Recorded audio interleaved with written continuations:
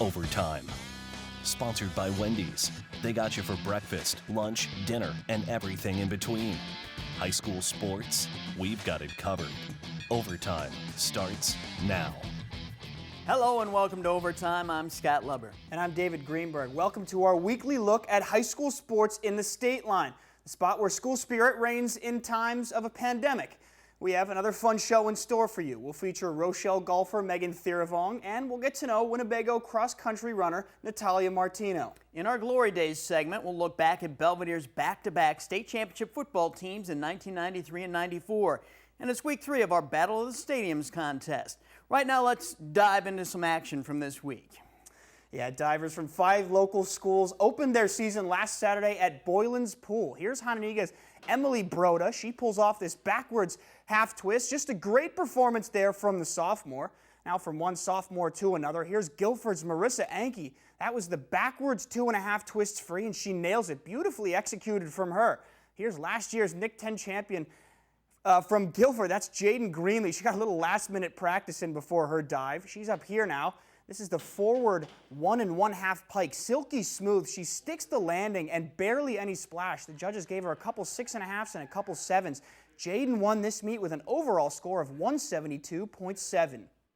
It feels really good and refreshing, just to know that I won, and then just to move on from there and see where it goes. But I think everybody did great this meet. Greenley is very good. Well, the cross-country season is underway. Normally, the runners are packed and tight at the start, but this year, as you see, they are spread out. This is the Jayhawk Invitational at Jefferson High School last Saturday morning, and this is the girls' race. Akron and Durand-Pecatonica were the only 2 teams in this race, along with 1 individual from Jefferson. Akron is a strong 1-2 punch. That was senior Gwen Stovall taking first place. Her teammate Ashley Lamb 6 seconds behind in second. But Durand-Pecatonica had the stronger pack, and led by third-place finisher Angela Miners there. Durand-Peck placed 5 runners in the top 8 to win the team competition. It was a deeper field in the boys' race at Jefferson. 5 teams competed: Belvedere North, Durand-Pecatonica, Jefferson, East, and Akron. Belvedere North has a great tradition in cross-country, and this year looks to be more the same. The Blue Thunder placed 5 runners in the top 6. Leading the way here with a first-place finish was junior Nick Lenzen. He covered the 2-mile course in 10 minutes, 36 seconds. His teammate Caden McNulty finished 11 seconds behind in second place. And East Miles Lang finished in third. Belvedere North won the team competition easily, with Durand-Pecatonica taking second. Oh, it was really good. We all really showed up today. There was only one kid, Miles Lang, that kept us from perfect scoring, so it was a good race. Yeah, we definitely have a lot of competition. We know that we all want it just as badly as the other person, so during workouts, we work together, try to beat each other, and that just helps us improve with each other. A big tri-meet took place Tuesday at Fuller Forest Preserve. Winnebago hosted Rockford Christian and Hononegah. This is the girls' race. Winnebago is the defending Class 1A state champion. The Indians return all of their top runners. Senior Natalia Martino did not run in this event due to an injury, but that didn't matter because the Indians won the race anyways. They swept the top 5 spots. Sophomore Grace Erb was the first runner to finish. In my head, I just hear finish, get to the end, don't let anyone catch you. I heard a lot of people yell, "She's coming," and that's probably about the scariest thing at the finish. So I was going pretty hard, trying not to get caught. Same 3 schools went at it in the boys' race. Rockford Christian has been a powerhouse in recent years, and the Royal Lions continued to show why. The guys are off here at the starting line. Halfway through the race, Rockford Christian had 2 runners near the front of the pack, but it was Hononegah's Nathan Hallbrader in the lead. Down the final stretch now, that's D'Artagnan Beaver from Rockford Christian heading to the finish line first. Rockford Christian won the boys' meet. Afterward, Beaver said it's all about endurance. Just keep going. Don't stop, because the race stops once you come to the end of the tunnel here. So just keep pushing and keep grinding. Let's switch to some boys golf action. Auburn and East playing at Ingersoll on Tuesday. Auburn's Amaru Pettigrew with a chip on the 18th hole. Well done there by that young man. Pettigrew then will knock down the putt for a strong finish. He had around to 46. East Bend Gibbons will also drain a putt on 18. He shot a 44. And East Eric Gibbons was the big story of this match. He's normally East number 5 golfer, but he shot a 38 to tie for the second best score of the day with his teammate Ben Bache. East edged Auburn by a stroke 161 to 162. Auburn's Nolan Sleva was the medalist with a 36. Two of the Nick 10's top boys teams hooked up on Monday at Elliott, Boylan and Guilford. It was an ugly one out there with lots of rain rolling through the area. Here's Boylan's #1 Cooper Watt at the first tee box just before the rain came. A couple shots later and he left himself this birdie opportunity, which he knocks down. Watt finished with a 35. Watt faced Guilford's Connor Knuth.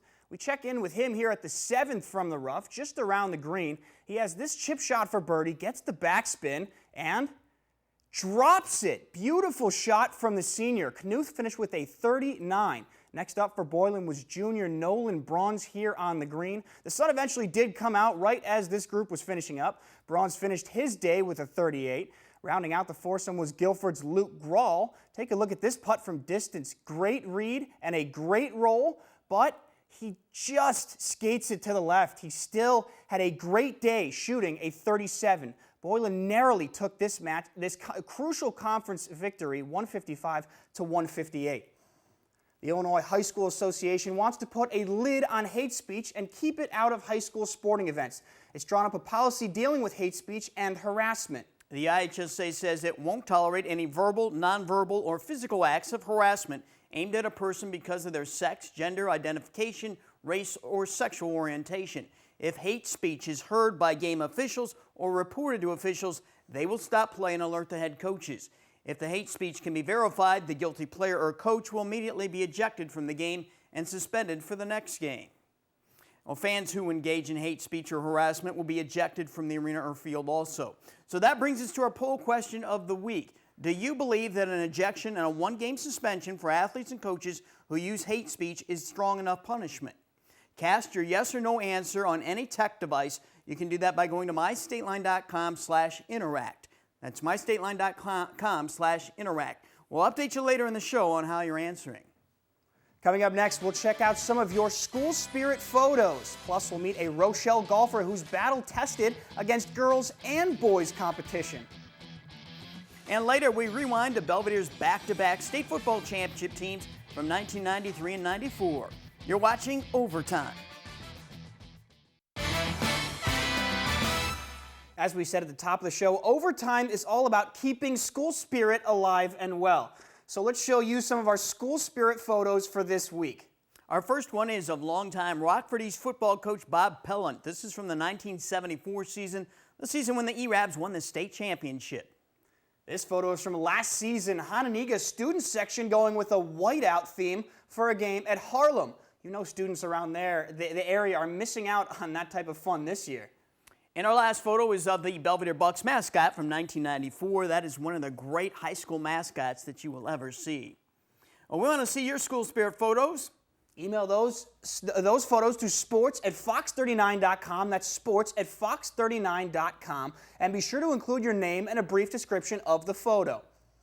This is a very good year for golf talent in our local area high schools, especially on the girls' side. One of the standout players is Rochelle senior Megan Thiravong. We introduce you to her in our Spotlight segment. Megan Thiravong has been passionate about golf for quite a while now. It was sometime in 7th grade, I believe maybe 4 or 5 years ago. She comes from a golf family. All of them. And they're all great, especially my little sister. She'll be coming up here in about 6 years. But right now, it's Megan's time to shine. She competes for Rochelle High School's golf team on the boys' team in the regular season. And she's not just a member of the team, she's the leader. I'm the captain of the Rochelle boys team, so it is most definitely an honor. It's voted by the coaches seeing the potential of each player. So because I shoot pretty well, they decided that I would be a great role model for the rest of the team. I'm sure the guys embrace you. They're happy to have you on the team, huh? We all play well together, and we all get along, so that's great. Bus rides are hilarious, and we're a riot. It's amazing how she hits them, and every shot is just a straight shot. It's just amazing how it has the turn, has the curvature, and just lands on the green just perfectly, and it stops. And she's been our #1 guy on the guys' varsity team for the last 2 years, and she's been playing varsity since the middle of her freshman year on the guys' team. The work ethic over 4 years, and seeing her in 8th grade too, is, you know, every day, whether it's Saturday, Sunday, Monday, you know, she knows what her weaknesses are, and she's just willing to attack it and to improve it. When she competes with the boys, she plays on the blue tees as they do. But when the regular season ends, she's back competing against the girls. Each of the last 3 years, she advanced to state in Class 1A, finishing 65th, 20th, and 12th. Theravong sharpened her game at the beginning of August by winning the Greater Rockford Women's Open. She won matches over Natalie Hooper and Jessica Slattery before besting Heechong Doffelmeyer 2-up in the championship match. Theravong says she has 3 mentors who help her with her golf game. Mostly my parents, my mom and my dad, because I don't have a formal swing coach. So what we do is we look on YouTube and see what's on there, and if it works, then that's what we choose to play my game with. Another person that I would love to credit is Mr. Brian Silvers. Silvers has won most of the major men's tournaments in the Rockford area, including the Winnebago County Tournament, the Aldine Cup, the Montecito Invitational, and the Atwood Classic. He has been my mentor since maybe 11 years old. The first time I saw him, he saw my game, he thought, wow, she's not bad. Maybe I could play with her a couple of times and see what happens, and we've known each other ever since. There's more than golf to Theravong. She's also one of the top 5 students in her class at Rochelle. I take my academics extremely seriously, and that is because my parents have taught me since I was young to always try your best and always do your best when it comes to school, to activities, and to make sure you can move forward in life. Theravong hasn't decided yet where she'll attend college, but she knows she wants to continue golfing, and she knows what career she intends to pursue. In college, I would like to major in chemical engineering or biochemical engineering, and after college, I would like to work in a lab and perhaps be the 3rd generation to work at Hormel Foods. Or maybe cure coronavirus? Huh? There we go. There's coronavirus strain number 3. She sounds like a very mature, bright young woman. Yeah, she is. She's so well-spoken, too. But that's not a surprise. She's also the captain of Rochelle's debate team. Up next, it's our Week 3 Battle of the Stadiums competition. And we take you back to the high point of Belvedere's rich football tradition, the Bucks' back-to-back state championship seasons. We called this segment Glory Days. In the early to mid-90s were certainly that for the Belvedere Bucks. They won back-to-back state championships in football in 1993 and 94. In 93, they won the 5A title by shutting out undefeated Bolingbrook 7-0. Junior halfback Aaron Latino, coming out of the wishbone, broke into the secondary for a 27-yard run on the Bucks' first drive of the game. Moments later, he scored on a 7-yard touchdown run. Who knew then that first quarter touchdown would be the only score of the game?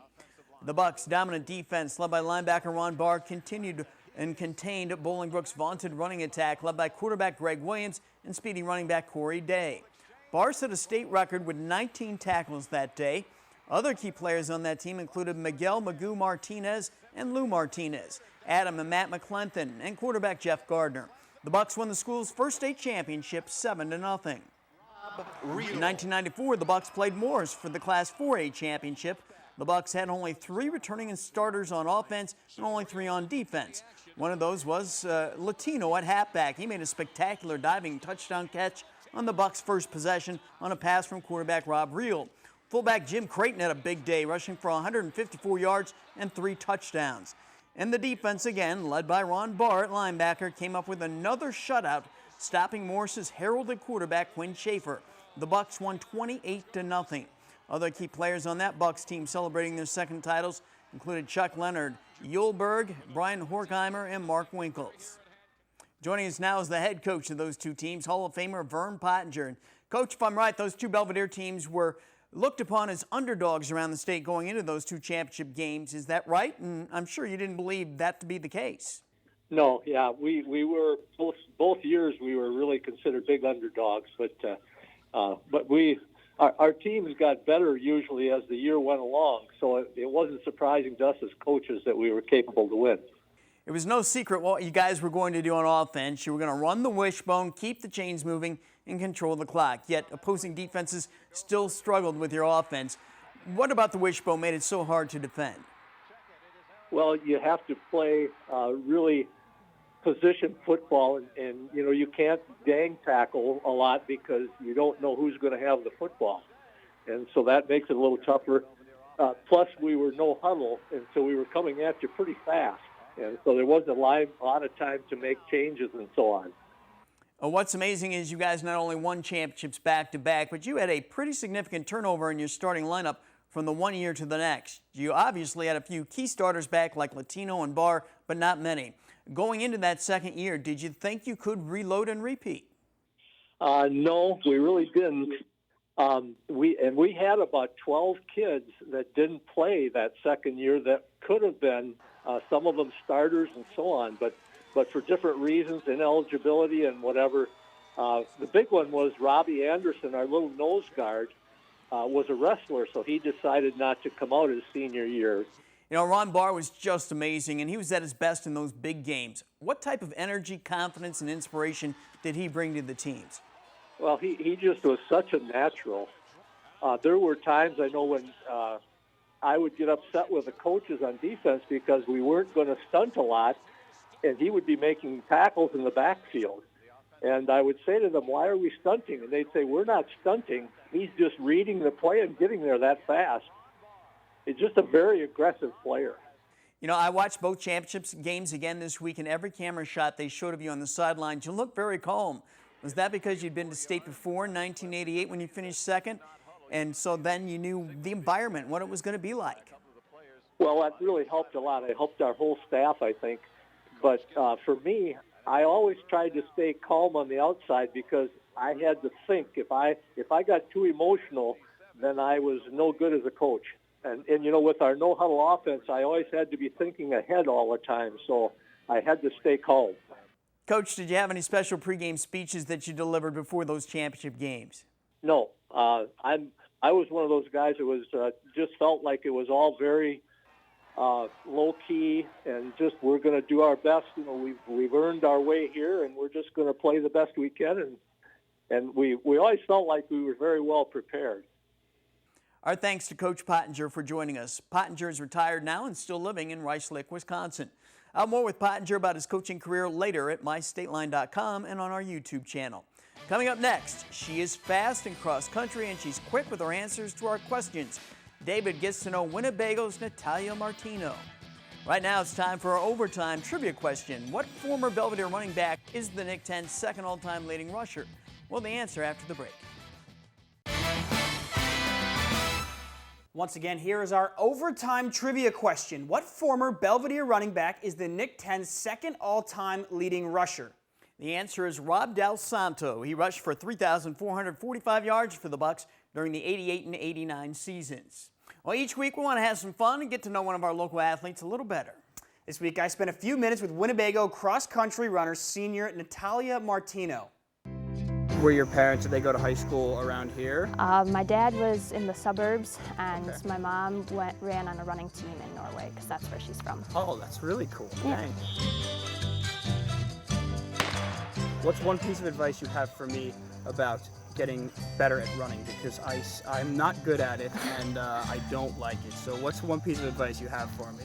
Take it slow. Okay. Don't. Oh, I can't get any slower. I already am, I promise you. Just don't do too much so fast. Okay. Start off low mileage. It's okay if you're not running fast. You're not gonna be running super fast in the beginning. Nobody runs fast in the beginning. Definitely my teammates. There is so much competition on this team, so you definitely cannot slack off. Which teammate in particular? It's all of them. They're all so good, so it's every practice, it's oh, I gotta keep up because otherwise I'd be dragging them down. So they definitely motivate me to keep going and to be the best version of myself. As a senior, how do you help to also motivate them and be a leader? I feel when as a freshman, there weren't many, it wasn't a proper team, so I had to figure things out as I went along. And I feel the younger people, they kind of then followed how I went, and they're oh, she's working hard, so I'll work hard too.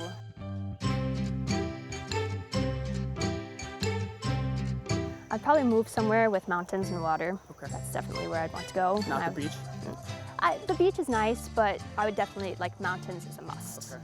So I would want to have a nice house there. And Anywhere in particular, any part of the world that has mountains? Norway. Norway? Yep, Okay. because they have the mountains, they have the ocean right there, so. Right. Have you visited there then because your mom's from there? Yes, we were going to go this summer, but obviously we couldn't. Right, that's really cool. How far away is it? How long of a plane ride was that?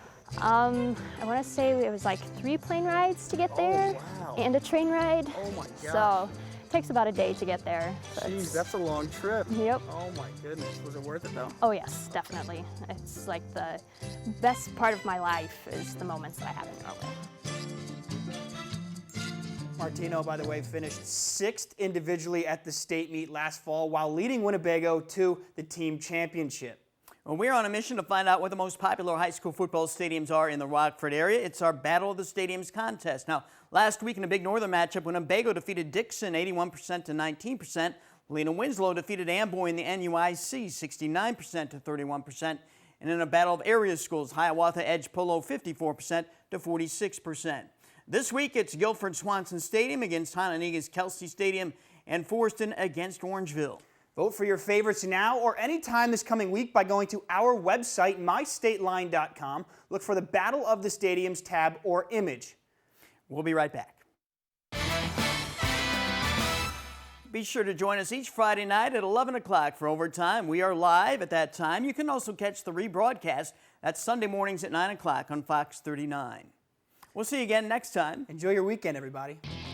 Overtime. Sponsored by Wendy's. They got you for breakfast, lunch, dinner, and everything in between.